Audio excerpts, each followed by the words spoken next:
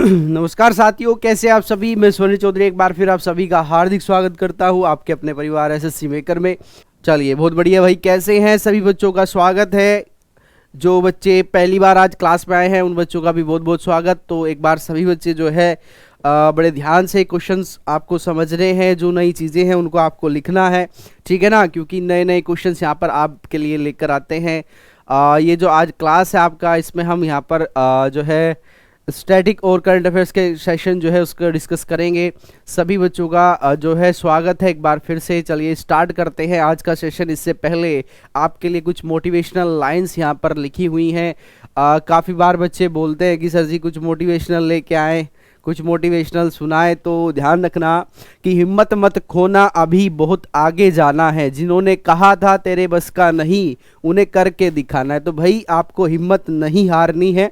अभी बहुत लंबी लड़ाई है, बहुत लंबा संघर्ष है।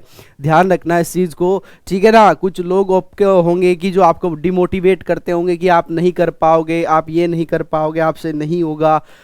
तो उन लोगों को आपको दिखाना है कि इंसान कुछ भी कर सकता है। अगर उसने ठान लिया तो वो कुछ भी कर सकता है, ठीक है। तो चलिए स्टार्ट करते हैं। एक बार सभी बच्चे सेशन को लाइक करेंगे, शेयर करेंगे, जिससे क्लास आगे बढ़े, सभी बच्चों तक पहुंचे। चलिए पहला क्वेश्चन है आपका, प्रतिवर्ष श्रमिक स्मृति दिवस किस दिन मनाया जाता है। बड़ा अच्छा क्वेश्चन है, ध्यान रखना। प्रतिवर्ष जो हम श्रमिक स्मृति दिवस मनाते हैं ये किस दिन मनाते हैं? 27 अप्रैल में मनाते हैं, ठीक है। 28 अप्रैल में इसको हम मनाते हैं, 29 अप्रैल में इसको मनाया जाता है, 30 अप्रैल में इसको मनाया जाता है। और which day labour memorial day is celebrated every year. तो ध्यान रखिएगा, ये हम प्रतिवर्ष किस दिन मनाते हैं? 27 अप्रैल में, 28 अप्रैल में, 29 अप्रैल में या 30 अप्रैल में। तो ध्यान रखिएगा सभी बच्चे, 28 अप्रैल में इसको मनाया जाता है। किस दिन? 28 अप्रैल में भाई हम इसको मनाते हैं। तो ये आपको ध्यान रखना है। दूसरा, ये ILO जो आपका इंटरनेशनल लेबर ऑर्गेनाइजेशन क्या है, इसका फुल फॉर्म होता है इंटरनेशनल लेबर ऑर्गेनाइजेशन, यानी कि अंतर्राष्ट्रीय लेबर यानी कि जो शर्म है, ऑर्गेनाइजेशन यानी कि संगठन ने इसको 2003 से मनाने की घोषणा की थी। तो ये 2003 से मनाया जा रहा है, ठीक है। आज से आपकी क्लास चलेगी निखिल सर की, उनकी थोड़ी तबीयत सही नहीं थी, तो आज आपकी क्लास निखिल सर की क्लास है। तो आप घबराए नहीं, शाम जो उनकी 4 बजे वाली क्लास चलती है वो चलेगी, ठीक है। चलिए नेक्स्ट क्वेश्चन आपका, क्वाड शिखर सम्मेलन 2023 का आयोजन किस देश में किया जाएगा? क्वाड संगठन के बारे में आप जानते हैं या नहीं जानते, मुझे एक बार बताएंगे। पहले तो आपको समझना है कि ये जो क्वाड सम्मेलन है इसमें कौन कौन से देश शामिल हैं। तो ध्यान रखिएगा, इसमें 4 देशों का ये समूह है, जिसमें आपको ध्यान रखना है ऑस्ट्रेलिया इसमें शामिल है, इसमें आपका भारत शामिल है, इसमें आपका जो है जापान यहाँ पर है, जापान, और इसमें आपका अमेरिका शामिल है। ये 4 देशों का समूह है। और इस बार इसकी जो मीटिंग होगी ये कहाँ पर होगी? सॉरी भाई, ये कहाँ पर होगी? ये ऑस्ट्रेलिया में होने वाली है। मई में इसकी मीटिंग है। कब? मई में मीटिंग है। और ऐसा पहली बार होगा कि इसकी जो मीटिंग है वो ऑस्ट्रेलिया में आयोजित की जाएगी, ठीक है। ऑस्ट्रेलिया में इसकी जो है मीटिंग आयोजित की जाएगी, ऐसा पहली बार होने वाला है। इसकी जो इन्फॉर्मेशन दी है ये ऑस्ट्रेलिया के जो प्रधानमंत्री हैं, ऑस्ट्रेलिया के प्रधानमंत्री कौन है? Anthony's Albanese. कौन है? Anthony's Albanese. इन्होंने बताया है कि मई में जो मीटिंग होगी क्वाड सम्मेलन की, इसका आयोजन ऑस्ट्रेलिया में किया जाएगा। यहाँ तक किसी बच्चे को कोई डाउट तो बताएंगे। आज आपका जो वर्क होगा, होम वर्क जो है वो यही है। कुछ इन्फॉर्मेशन मैं आपको दे चुका हूँ, जैसे क्वाड में कितने सम्मेलन है, कितने देश हैं। आपको बस ये जानकारी देनी है कि इसकी स्थापना कब हुई थी। ये आप सभी बच्चों को आज जो है गूगल करना है, या जहाँ से भी आप इसको सर्च कर सकते हैं, और इसको कमेंट बॉक्स में लिखना है। कुछ बच्चे आंसर लिखते हैं, कुछ बच्चे नहीं लिखते, ठीक है। तो सभी को भाई आंसर लिखना है। काफ़ी क्वेश्चंस कल जो मैंने पूछा था, काफ़ी बच्चों ने इसके आंसर लिखे, तो सभी बच्चों को लिखना है, ठीक है। चलिए भाई बहुत बढ़िया। नेक्स्ट क्वेश्चन आपका, हाँ, आप हाल ही में खबरों में रहा क्वार्टेट समूह निम्न में से किस देश में पुनर्निर्माण और आर्थिक सहायता सुधारने के लिए भारत को शामिल करना चाहता है? ये काफी अच्छा क्वेश्चन है, इंपॉर्टेंट क्वेश्चन है। इसका रीजन क्या है मैं आपको बताता हूं।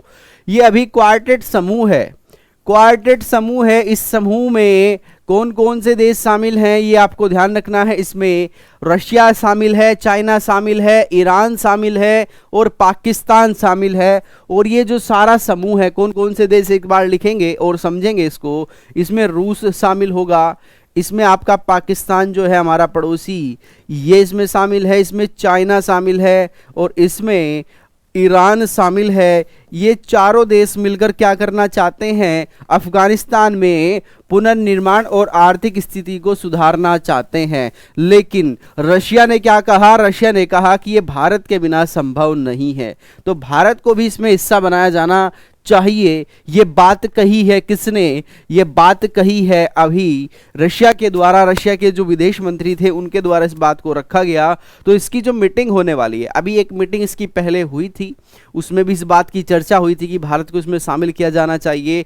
तो अब दोबारा से वही बात सामने उठकर आई है कि भारत को इसमें शामिल होना जरूरी है, तभी हम अफगानिस्तान में शांति स्थापित कर सकते हैं। आर्थिक जो व्यवस्था बिगड़ी हुई है उसको हम सुधार सकते हैं, वहां पर हम निवेश कर सकते हैं। ठीक है, जब वहां की सरकार से, तालिबान जो सरकार है वहां से बात की जाएगी, उनके द्वारा हम बात करेंगे तो हो सकता है कि वहाँ पर चीज़ें सुधर जाए। क्योंकि आप सभी जानते हैं अफगानिस्तान में जो महिलाओं की स्थिति है, बच्चों की स्थिति है, वो बहुत ही खराब है। ठीक है, तो उसको सुधारने के लिए 4-5 देश मिलकर वहाँ की जो स्थिति है उसको थोड़ा सा सही करने का प्रयास कर रहे हैं। अगर अफगानिस्तान की हम बात करें तो अफगानिस्तान के साथ हमारी जो सीमा है ये 107 किलोमीटर लंबी सीमा रेखा साझा हम करते हैं। तापी जो योजना है ये किस देश के साथ है? ये तापी योजना ध्यान रखना है, इसमें तुर्कमेनिस्तान है, इंडिया है, पाकिस्तान है और अफगानिस्तान है। यहाँ की राजधानी है भाई काबुल। ये भी आपको इम्पोर्टेंट है, क्वेश्चन ध्यान रखना है। ठीक है, ये चीज़ें आपको याद होना बिल्कुल जो है ज़रूरी है। चलिए नेक्स्ट क्वेश्चन आपका, हाँ, आखुंद वहाँ के क्या है? आखुंद वहाँ के जो सरकार है, सरकार के प्रधान है वहाँ पर। चलिए, तो इसमें रशिया, चाइना, पाकिस्तान, ईरान काम कर रहे हैं, भारत को इस संगठन में शामिल करना चाहते हैं। नेक्स्ट क्वेश्चन है कि स्टॉकहोम इंटरनेशनल पीस रिसर्च की इंस्टीट्यूट की रिपोर्ट के अनुसार सैन्य खर्च के मामले में भारत कौन से स्थान पर आ गया है? 5वें, 6ठे, चौथे या 8वें? अभी एक रिपोर्ट जारी की गई है किसके द्वारा? Stockholm International Peace Research Institute के द्वारा। तो इसमें जो सैन्य खर्च होता है, सभी देशों के सैन्य खर्च इसमें निकाले गए हैं। तो भारत को इसमें चौथे स्थान पर रखा गया है। किसमें? भारत को 4th स्थान पर इसमें रखा गया है कि भारत सैन्य खर्च के मामले में 4th स्थान पर है। चाहे वो सैन्य खर्च में आपकी थल सेना हो, चाहे आपकी जल सेना हो, चाहे आपकी वायु सेना हो, जो भी है सभी को यहाँ पर कैलकुलेट करके इन्होंने बताया। अगर हम बात करें कि भाई पहले नंबर पर कौन है, तो पहले नंबर पर है आपका अमेरिका, जो अपनी जीडीपी का 39% तक क्या करता है? सेना पर खर्च करता है। चाइना है सेकंड नंबर पर जो कि 13% खर्च करता है। तीसरे नंबर पर है रशिया। रशिया के जो आंकड़े हैं ये थोड़ा सा यहाँ पर आपको ध्यान रखना है, ये 3.9 है भाई, 3.9 इसको आप करेंगे 39 नहीं है। और भारत की अगर हम बात करें तो 3.6% है। और अगर हम सऊदी अरब की बात करें तो 3.3 है। ठीक है ना, तो इनको एक बार सही कर लीजिएगा सभी बच्चे। ये है 3.9 किसका? रशिया का। भारत का है 3.6। और अगर हम सऊदी अरब की बात करें तो 3.3, यानी कि 3.5% के आसपास भारत की जीडीपी का जो है खर्च किया जाता है। किस पर? हमारे जो सैन्य खर्च है, चाहे उसमें कोई भी संसाधन हो, सैनिकों को भर्ती करने का मामला हो, नई जो हथियार खरीदने का मामला हो, इन्वेस्ट का मामला हो, इन सभी मामलों में भारत को किस स्थान पर रखा गया है? चौथे स्थान पर इसमें रखा गया है। किसने रिपोर्ट जारी करी? सबसे पहले आपको वो जानना है। तो ये Stockholm International Peace Research Institute, इसके द्वारा ये रिपोर्ट जारी की गई है। तो क्वेश्चन बन सकता है, ध्यान रखिएगा। आप देखिएगा कि चाइना में और हमारे इन्वेस्ट में कितना डिफरेंस है। लगभग ध्यान रखना, लगभग ये 4 गुना इन्वेस्ट हमारे से ज़्यादा करते हैं अपनी सेना पर।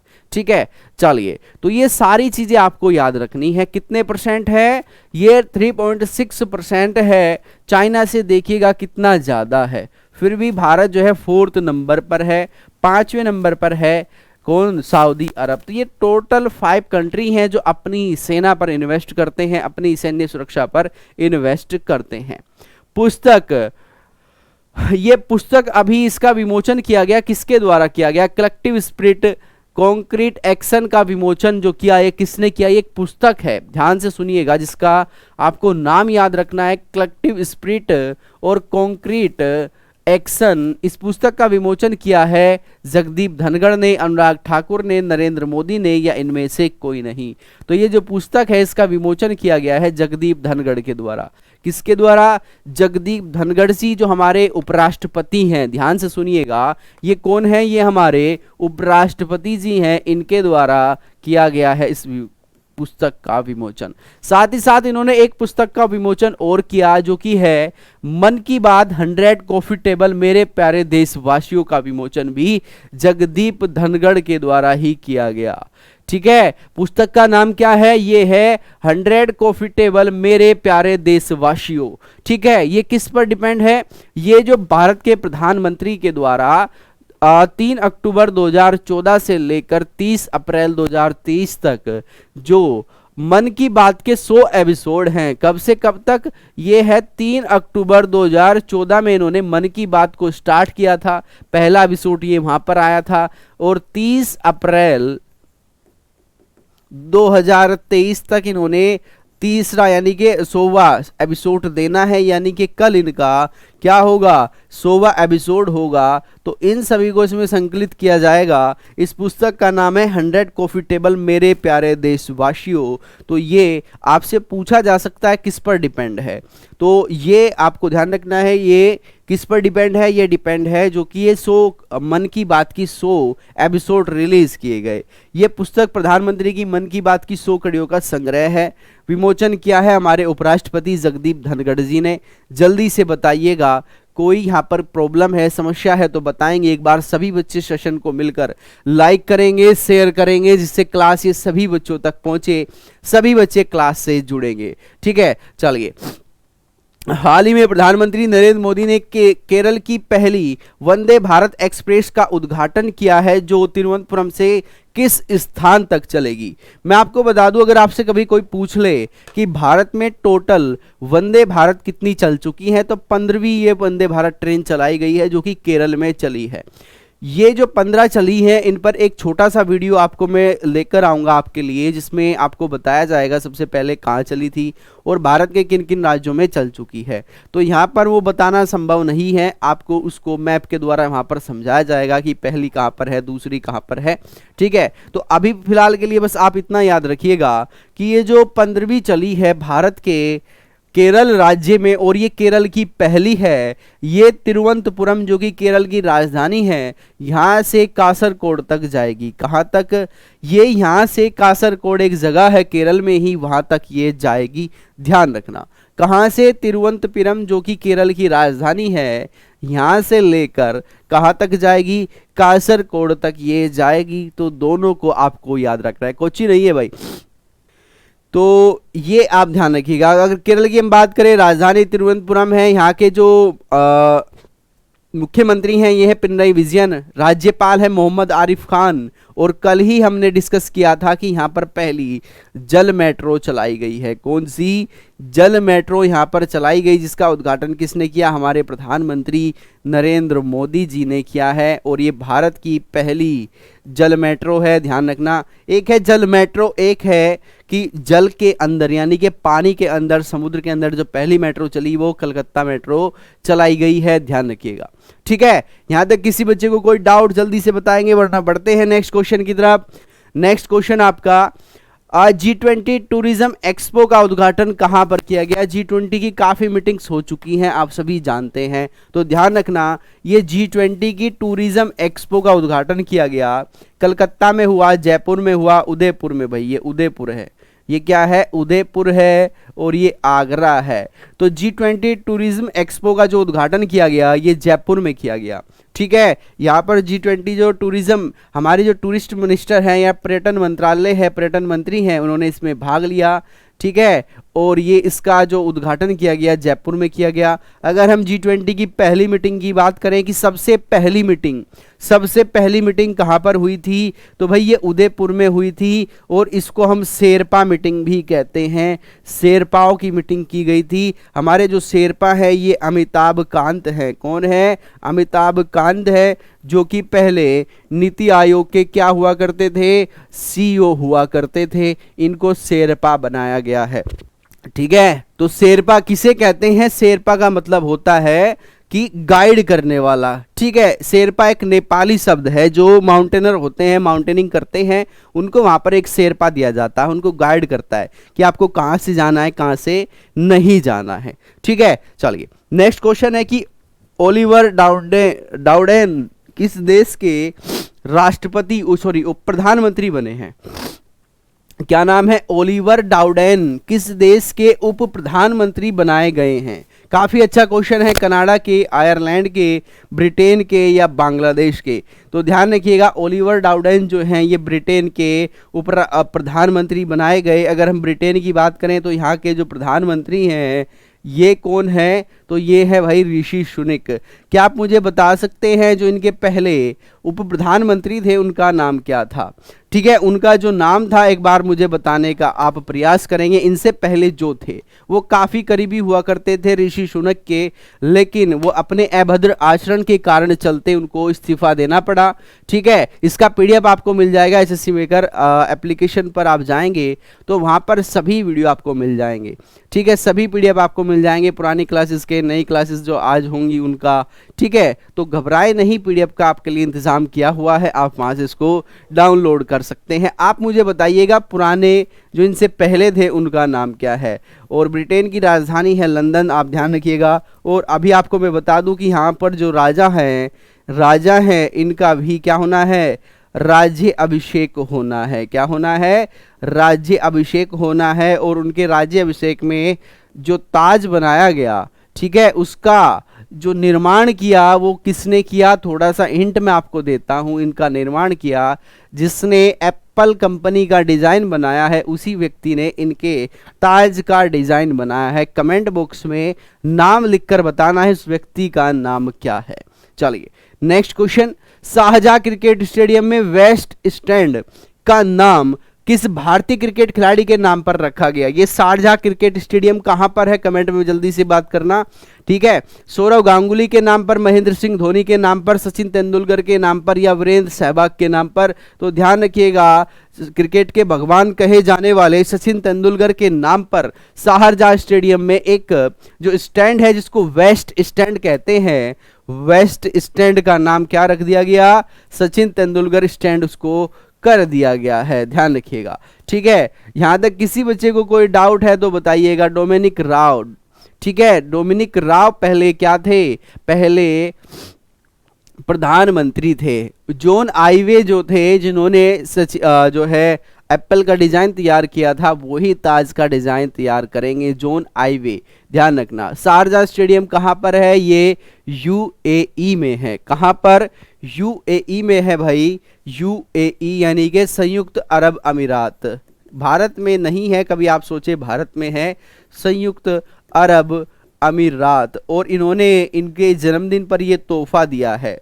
UAE ने इनके 50वें जन्मदिन पर ये तोहफा इनको दिया है। इन्होंने भी अपना 50वां जन्मदिन सेलिब्रेट किया तो उस पर इन्होंने बताया। ठीक है, जॉन आइवे, बिल्कुल जॉन आइवे नाम याद रखना। इन्होंने ही जो एप्पल का डिजाइन है उसको तैयार किया। और अभी जो राजा का राज्याभिषेक किया जाएगा कहाँ पर, ब्रिटेन में, उनका जो ताज होगा उसका भी डिजाइन इन्होंने ही तैयार किया है। तो आप इसको अपनी लैंग्वेज में लिख सकते हैं, कोई डाउट उसमें नहीं होना चाहिए। ठीक है, UAE की अगर हम बात करें तो यहाँ पर अबू धाबी आपको ध्यान रखना है, इसकी राजधानियां है। ठीक है, चलिए नेक्स्ट क्वेश्चन आपका, हाल ही में भारत की किस उद्योगपति को ऑर्डर ऑफ ऑस्ट्रेलिया से सम्मानित किया गया है? ये ऑस्ट्रेलिया का सर्वोच्च नागरिक सम्मान है, ठीक है। तो इसमें किसको, किस उद्योगपति को सम्मानित किया गया? भारत के रतन टाटा को, मुकेश अंबानी को, अजीज प्रेमजी को या अनिल अंबानी को? ठीक है, क्वेश्चन नंबर 10 वेरी इंपॉर्टेंट। तो जो रतन टाटा है इनको सम्मानित किया गया है, ठीक है। रतन टाटा जो हैं इनको सम्मानित किया गया है, किस लिए? इन्होंने जो उद्योग क्षेत्र में जो एक क्रांति लाई है उसके लिए इनको ऑस्ट्रेलिया के सर्वोच्च सम्मान से सम्मानित किया गया। कुछ समय पहले आपने देखा होगा महाराष्ट्र सरकार के द्वारा इनको मानद की उपाधि दी गई थी। किसके? महाराष्ट्र सरकार ने इनको क्या दिया था? मानद की उपाधि से सम्मानित किया था। आपको मैं बता दूं जो रतन टाटा हैं ये टाटा कंपनी के चेयरपर्सन हैं, ठीक है। किसके? चेयरमैन है, चेयरपर्सन है टाटा कंपनी के। अगर टाटा की हम बात करें तो 1867 में इसकी स्थापना की गई थी। किसके द्वारा? जमशेद जी टाटा के द्वारा। किसके? जमशेद जी टाटा, ठीक है। और इसका जो मुख्यालय है भाई कहाँ पर है? मुंबई में है दोस्तों, ध्यान रखना। वेरी इंपॉर्टेंट क्वेश्चन आपको कराए जा रहे हैं। एक एक क्वेश्चन आपको जो है ऐसा यहाँ पर लेकर आया जाता है जिससे आपको एग्जाम में यहाँ पर क्वेश्चन मिले, क्लास का आपका जो है ज़्यादा से ज़्यादा बेनिफिट हो। आप जो 1 घंटे का समय देते हैं कम से कम उसको आप यूटिलाइज सही से कर पाएँ, वो चीज़ें आपको यहाँ पर प्रोवाइड की जाती है। यहाँ तक किसी बच्चे को कोई डाउट तो जल्दी से पूछेंगे। वर्ल्ड का सबसे रिच मैन नहीं है भाई, मैं इसका रीज़न आपको बताता हूँ। ये रिच क्यों नहीं बन पाए? वैसे तो रिच हैं, लेकिन जितनी ये कमाई करते हैं, जितना इनका 1 साल का जो है प्रॉफिट होता है उसका 70% ये चैरिटी में दान करते हैं, चैरिटी करते हैं मतलब, ठीक है। इसलिए richest person of the year आप इसको आंकड़ों के हिसाब से तो नहीं कह सकते, लेकिन इनके जो कार्य हैं, ठीक है, उनके हिसाब से आप कह सकते हो कि दुनिया में सबसे रिच है, क्योंकि ये 70% तक अपनी जो प्रॉफिट है, नेट प्रॉफिट, उसका क्या करते हैं? दान करते हैं। बच्चों के लिए कर देते हैं, गरीबों के लिए कर देते हैं, ठीक है। कहीं पर कोई अनाथ आश्रम है वहां पर इन्होंने दान कर दिया। तो ये सारी चीजें करते हैं, इसलिए इनको आंकड़ों के अनुसार तो आप नहीं कह सकते, लेकिन वैसे आप इनको कह सकते हैं। चलिए नेक्स्ट है, अंतर्राष्ट्रीय प्रतिनिधि दिवस प्रतिवर्ष किस दिन मनाया जाता है? बड़ा अच्छा क्वेश्चन है, ध्यान रखिएगा। ये अंतर्राष्ट्रीय प्रतिनिधि दिवस है, ये संयुक्त राष्ट्र संघ जो है उसके द्वारा मनाया जाता है। इसको हम मनाते हैं 25 अप्रैल में। कब? 25 अप्रैल में पहली मीटिंग हुई थी किसकी? ये यूएनओ की पहली मीटिंग हुई थी। इसी के चलते क्या किया जाता है? अंतर्राष्ट्रीय प्रतिनिधि दिवस मनाया जाता है यूएनओ के द्वारा। किसके द्वारा? यूएनओ के द्वारा, ध्यान रखिएगा। लेकिन अगर आपसे कभी पूछ लिया जाए कि भाई जो यूएनओ है इसकी स्थापना कब हुई थी, तो 24 अक्टूबर 1945 में। इसका मुख्यालय भाई दोस्तों कहाँ पर है? तो हेडक्वार्टर है भाई इसका न्यूयॉर्क में। आप मुझे बताएंगे न्यूयॉर्क कहाँ पर है? ये फ्रांस में है या अमेरिका में है? जल्दी से बताइएगा, जल्दी से बताएंगे कि न्यूयॉर्क कहाँ पर है।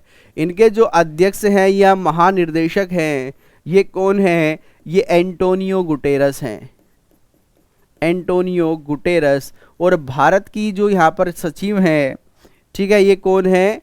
ये हैं आपका रुचिरा काम्बोज, रुचिरा काम्बोज, ठीक है। चलिए तो आप मुझे बताइएगा कि न्यूयॉर्क कहाँ पर है। आपने सुना होगा कि भाई न्यूयॉर्क, लेकिन आप ये नहीं जानते होंगे कि न्यूयॉर्क है कहाँ पर। कुछ बच्चे शायद जानते भी होंगे, यूएसए में है या फ्रांस में है। अभिषेक, नासिर मोहम्मद, मुकेश कुमार परिहार, अंजलि पटेल। हाँ, कुछ बच्चों को बड़ा कंफ्यूजन है, तो आपको मैं बता दूं भाई न्यूयॉर्क जो है ये अमेरिका में है। कहाँ पर? अमेरिका में है, ठीक है। कभी आप फ्रांस इसको आंसर समझें, ये अमेरिका में है। कुछ शहर आपको कंफ्यूज करते होंगे, ठीक है। पेरिस आपको ध्यान रखना है, पेरिस जो है ये फ्रांस की राजधानी है। किसकी? फ्रांस की राजधानी है, ठीक है। तो ये जो डाउट है इसको क्लियर होना ज़रूरी है। आपको एक्चुअल में डाउट था या आप नहीं जानते थे, ये आप मुझे बताएं, ठीक है। चलिए नेक्स्ट आपका क्वेश्चन है, one earth one health advertise health care India 2023 के छठे संस्करण का आयोजन जो हुआ ये कहां पर हुआ, क्या है, यानी कि एक पृथ्वी और एक आपका जो है शरीर है, बॉडी है, इसका हेल्थ आपको रखना है, स्वास्थ्य का ध्यान रखना है। इसका एडवांटेज हेल्थ केयर इंडिया 2023 का छठा संस्करण का आयोजन किया गया। ये कहां पर हुआ, दिल्ली में, मुंबई में, कलकत्ता में या चेन्नई में।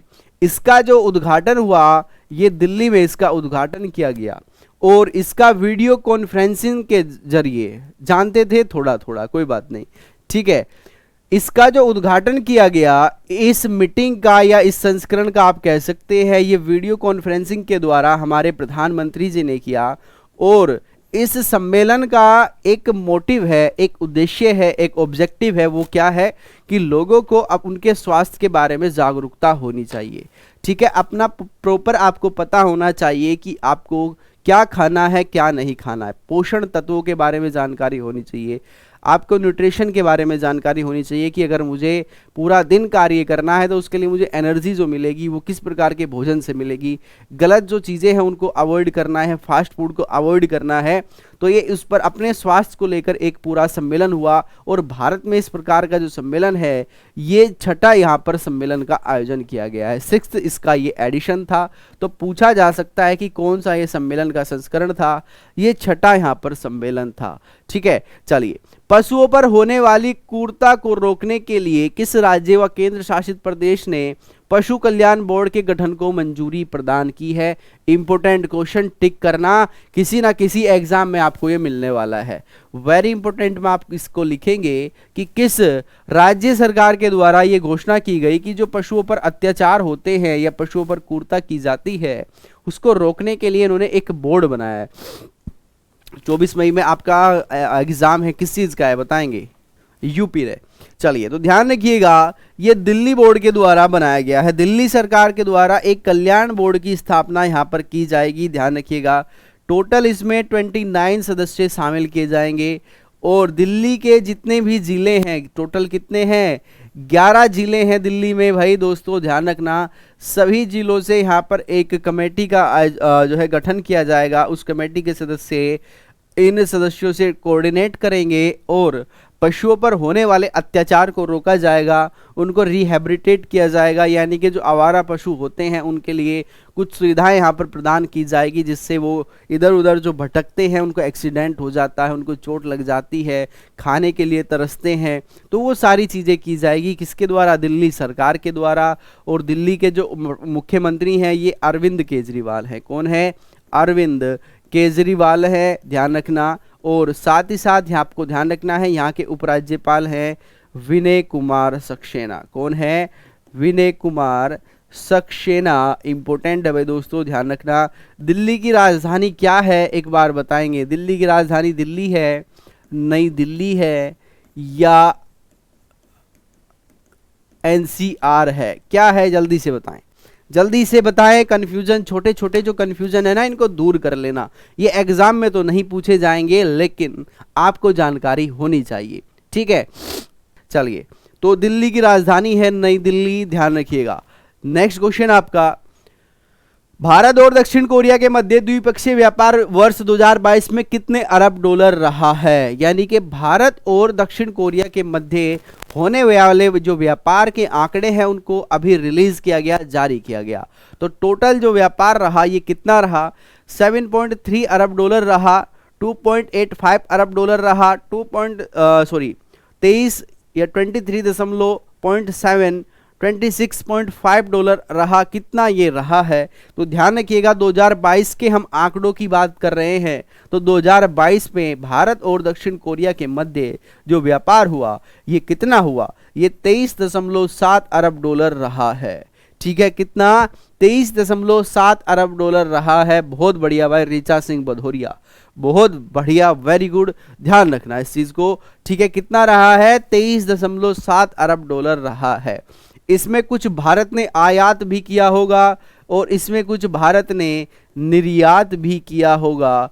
तो क्या आप मुझे बता सकते हैं भारत ने कितना आयात किया और कितना निर्यात किया, जल्दी से एक बार सभी बच्चे कमेंट में बताने का प्रयास करेंगे। क्या आप मुझे बता सकते हैं कि भारत के द्वारा कितना यहाँ पर आयात किया गया और कितना यहाँ पर निर्यात किया गया है? चलिए, तो ध्यान रखना, इसमें आपको आयात निर्यात के वैसे आंकड़े तो याद रखने की आवश्यकता नहीं है, लेकिन फिर भी अगर आपसे कभी पूछ लिया जाए तो भारत का इसमें जो निर्यात है वो कम है और आयात जो है ये थोड़ा ज़्यादा है, यानी कि हमने चीज़ों को ज़्यादा खरीदा है। ठीक है ना, इंपोर्ट और एक्सपोर्ट इसको कहा जाता है। तो अगर हम बात करें लगभग, ध्यान से सुनेंगे, लगभग हमने 15.7 के आसपास क्या किया है, हमने आयात किया है। बाकी जो बचा हुआ है ये हमने निर्यात किया है। ध्यान रखिएगा, ये आंकड़े हैं आपके 2022 के। ठीक है, आईडीबीपी वाले बच्चे भी इसको देख सकते हैं, कोई आपको यहाँ पर प्रॉब्लम नहीं होगी। हाल ही में निम्न में से किसे सामुदायिक नेतृत्व के लिए पहला व्यक्तिगत रूप से रमन मैगसेस पुरस्कार से सम्मानित किया गया है, जिसको एशिया का नोबेल भी कहा जाता है? अब अगर आपसे कभी क्वेश्चन पूछ लिया जाए कि एशिया का नोबेल पुरस्कार किसको कहा जाता है, तो ये रमन मैगसेस पुरस्कार है, जो कि फिलीपींस के राष्ट्रपति थे, उनकी याद में इसको दिया जाता है। तो ये सामुदायिक नेतृत्व के लिए किसे व्यक्तिगत रूप से सम्मानित किया गया? पोप फ्रांसिस को, दलाई लामा को, मोहन भागवत को या धीरेन्द्र शास्त्री को? भाई इसको बिल्कुल इंपॉर्टेंट लिख लेना, किसी एग्जाम में आपको मिल जाएगा। तो ये जो धर्म गुरु हैं तिब्बत से, ये आपको ध्यान रखना है, दलाई लामा को सम्मानित किया गया है, ना कि धीरेन्द्र शास्त्री को। ठीक है, किसको? दलाई लामा को ये सम्मानित किया गया है व्यक्तिगत रूप से। ये पहली बार ऐसा हुआ कि इनको ये प्रदान किया गया। ठीक है, तो ये आपसे पूछा जा सकता है। ठीक है, दलाई लामा क्या होता है मैं आपको बताऊं। दलाई लामा कोई नाम नहीं है, ध्यान से सुनिएगा, दलाई लामा कोई नाम नहीं है, ये एक उपाधि है। ठीक है, ये एक उपाधि है। जैसे आपने देखा होगा, आप जैसे मोस्टली जो बच्चे हैं वो देखते होंगे अपने समाज में, आप अपने धर्मगुरु को किस नाम से बुलाते हैं? ठीक है, जैसे अगर हम हिंदू धर्म की बात करें तो आप क्या कहते हैं? तो महात्मा शब्द का यूज आप करते हैं कि महात्मा जी हैं या गुरु जी हैं, या जैसे मुस्लिम में मौलवी साहब कहा जाता है। ठीक है ना, जैसे क्रिश्चियन है तो वो पोप कहते हैं। तो इसी प्रकार से जो ये आपके बौद्ध धर्म है, यहाँ पर दलाई लामा इनको एक उपाधि दी गई है। क्या दी गई है? एक ये उपाधि होती है, ये नाम नहीं है, क्योंकि अभी जो नए दलाई लामा नियुक्त किए गए उनको दलाई लामा ही कहा जाता है। इसका रीजन यही होता है। ठीक है, चलिए, तो यहाँ आपको समझ में चीजें आई या नहीं बताएंगे जल्दी से। तो ये था आज का सेशन, आपको कैसा लगा जरूर बताएं। कोई क्वेश्चन समझ में नहीं आया आप उसको कमेंट बॉक्स में लिख सकते हैं। तो सेशन को आपको ज़्यादा से ज़्यादा लाइक करना है, शेयर करना है, जिससे क्लास सभी बच्चों तक पहुँचे। तो मिलते हैं नेक्स्ट क्लास में, तब तक के लिए नमस्कार, जय हिंद, जय भारत।